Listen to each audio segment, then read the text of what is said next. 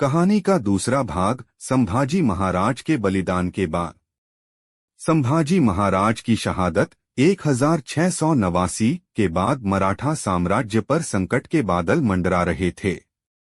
औरंगजेब को लगा कि मराठा अब समाप्त हो चुके हैं, लेकिन वह यह नहीं जानता था कि संभाजी का बलिदान मराठाओं को और भी शक्तिशाली बना देगा। येसुबाई, राजाराम महाराज और मराठा सरदारों ने स्वराज्य को बचाने के लिए एक नया युद्ध छेड़ दिया। येसुबाई, संभाजी की पत्नी, दृढ़ संकल्प की प्रतीक। संभाजी की शहादत के बाद दरबार में मराठा सरदारों से कहती हैं, संभाजी मरे नहीं हैं। जब तक एक भी मराठा जीवित है, तब तक स्वराज्य की यह ज्वाला कभी नहीं बुझेगी। जब मुगलों ने रायगढ़ किले को घेर लिया और येसुबाई को आत्मसमर्पण करने को कहा, मराठा स्त्रियां घूंघट में नहीं, रणभूमि में जवाब देती हैं, अगर मुगलों में हिम्मत है तो आगे बढ़कर देखो, स्वराज्य अब भी जीवित है।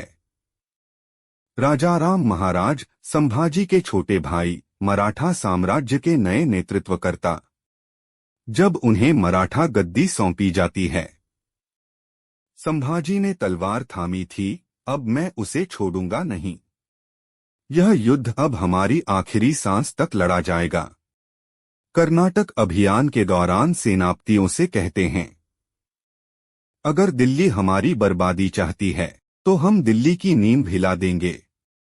मराठा अब सिर्फ महाराष्ट्र तक सीमित नहीं रहेगा। तानाजी मालुसरे के पुत्र कोंडाजी मालुसरे, नए योद्धा, संभाजी की विरासत के रक्षक।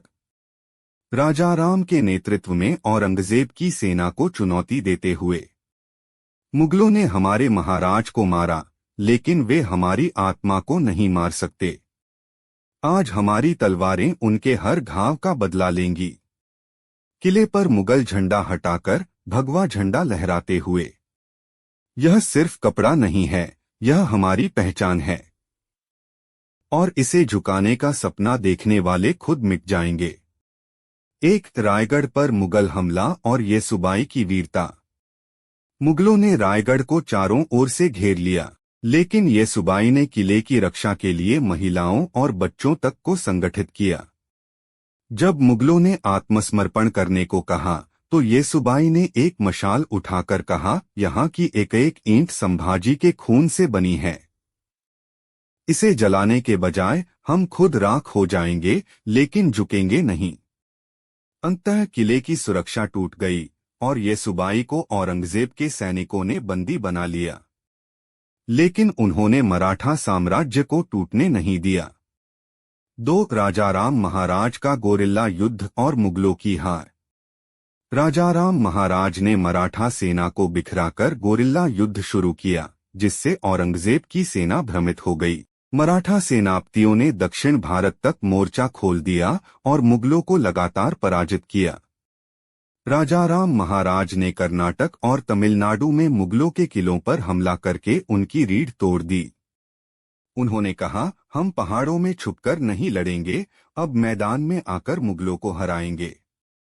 3, मराठाओं की अंतिम जीत और औरंगजेब की हार। 1707 1707 में औरंगजेब की मृत्यु के बाद मराठाओं ने पूरे भारत में अपना परचम लहराया। उन्होंने दिल्ली तक हमला किया और मुगलों को उनकी ही राजधानी में चुनौती दी। मराठा सेनापति बाजीराव प्रथम के नेतृत्व में मुगल सल्तनत पूरी तरह से कमजोर हो गई। अंतिम संवाद, जब मराठाओं ने औरंगजेब के सेनापति को हराया। संभाजी के बलिदान को व्यर्थ मत समझो, मुगल सल्तनत अब इतिहास बन चुकी है।